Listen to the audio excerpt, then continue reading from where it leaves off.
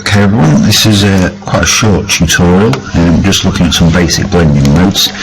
Okay, we're just going to apply a few effects and techniques to an image. So we've got an image, was the one we're starting with, is just it's an image of a face with no kind of makeup or anything like that on it. And the idea is we're going to use blending modes to try and create some of those effects. So the first thing we're going to do is we're going to focus on the lips. Okay, so on a new layer we're going to use the pen tool and we're going to cut around, quite roughly, the lips. Okay, so hopefully from the selection tools lesson you guys are alright with how to use the pen tool. We don't have to be terribly accurate with this, as you'll see shortly. There's it's going to end up with quite a lot of blur on the edge of this, so if we don't get it perfect, it's not a major disaster. Okay, so we're just going to go around it. Use a bit of a go slow.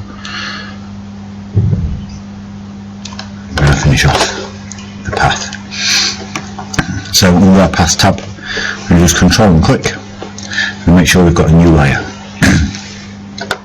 We're going to end up filling this layer with black, but if we just do it on the new layer like that, what you see is you get very sharp edge, and that's not going to look good at all.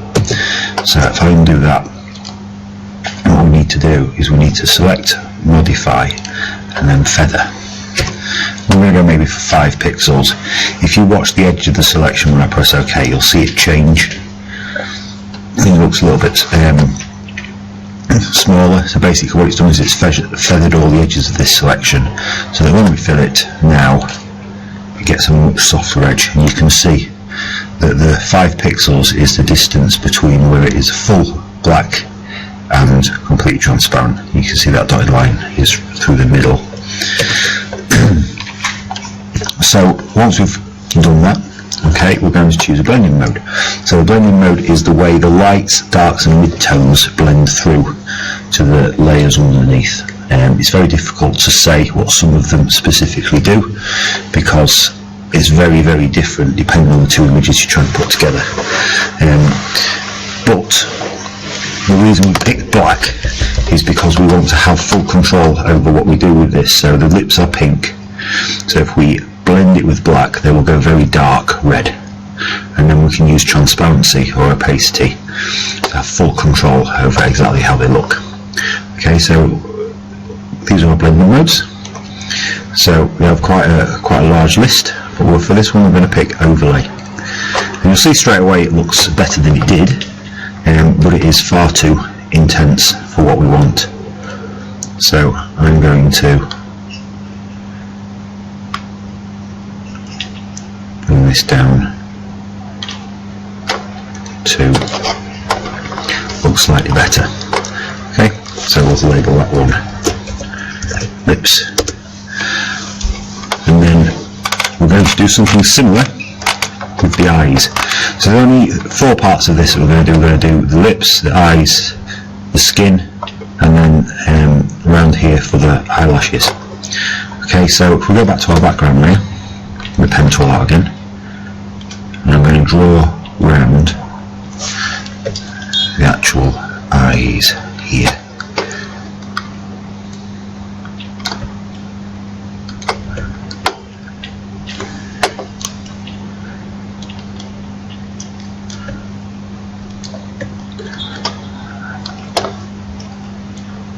And what we didn't do before is just carry on the next one, and you'll see that the first path has stayed there, and it's now creating a second path which will appear on the same layer under the path tab when we're finished. Okay, so it's just a good way to select more than one thing, and then do that one. So under paths, we're going to control and click and make that selection. So on this one, rather than adding a colour, what we're going to do is we're going to stay on the background layer and we are going to copy and paste. Okay, so if I hide the background layer now, you can see that we've got a separate layer for the eyes. Okay, so what we're going to do is just going to change the blending mode first this time.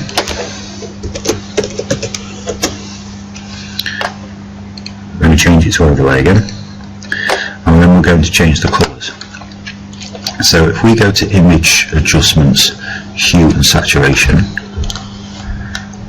we will have the various options that we've got: the hue, the saturation and the lightness. If we move these around, it will make changes, but it will still only adjust the colours that are in that image. So if we tick colorize here, it gives us a much better range of what to do with the eyes. So I won't spend too long yet because you can pick your own options. But that blending mode will allow this top layer to blend in, whereas if we change this back to normal, you can see what it's doing. You can see the edges quite clearly. Obviously it doesn't look very good at all, but with that overlay blending mode, it does really blend in the different parts of the eyes. Okay, so for the third part, what we're going to do is we're going to look at the skin. So a new layer called skin. I'm actually going to do this on 2 layers. So what I'm going to do is I'm going to create an oval and I'm going to fill it with red, and then I'm going to free transform it. So what I want is I want an oval on here, bigger than you would think it should be, and then I'm going to create another layer and do something similar. Okay, obviously these two areas are technically the same thing, but because of the perspective, they're very different orientations and sizes and shades. Okay, so we do need 2 very separate things. Okay, we are going to layer mask, so it doesn't matter if they're going over things that you might not want them on. So I'm going to merge those 2 layers down so that they're now both on the same layer, and we're going to actually do a filter for this one.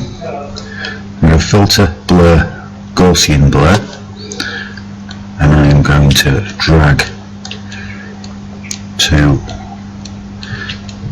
basically to the point where we can't see an edge, you can see a blur. Okay, so something like this. And then we're going to change the blending mode to overlay again, and then we're going to change the transparency or the opacity. And all I'm looking at here at the moment is this bit and this bit. We can mask things out, so we just want, you can see a difference, but at the same time it's not too bad. Okay, so I'm going to create a layer mask on this with a brush set to black, which doesn't want to be 1600 pixels because that is not too big.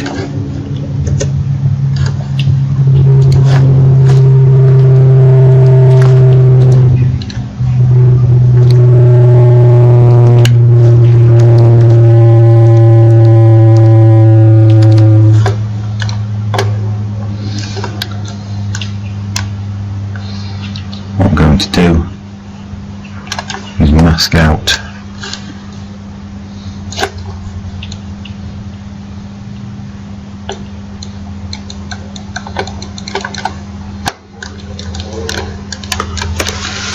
these areas here,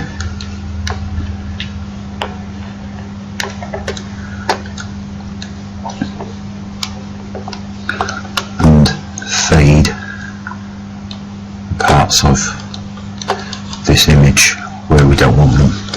Okay, and then if we change the opacity again bring this down. Okay, and the final part, I expect you guys to spend a lot longer on this than I'm doing. The final part is looking at the burn tool. Okay, so the burn tool is really good for changing the tone of things. Okay, you've got dodge and burn. So dodge tends to lighten areas, burn tends to darken them. So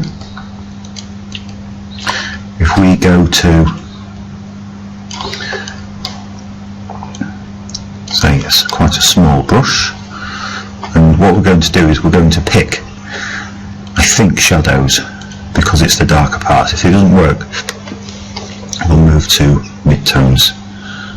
But as the midtones get darker, they become shadows anyway. So as we go over this, what we can do is we can darken this area, and whatever colour it was, it will darken it essentially, / burn it. So it's good because it doesn't rely on you picking the colour. It allows it to interact with the colour that was there before. So again, if you wanted to just highlight some areas of an image, again quite subtly, go like that.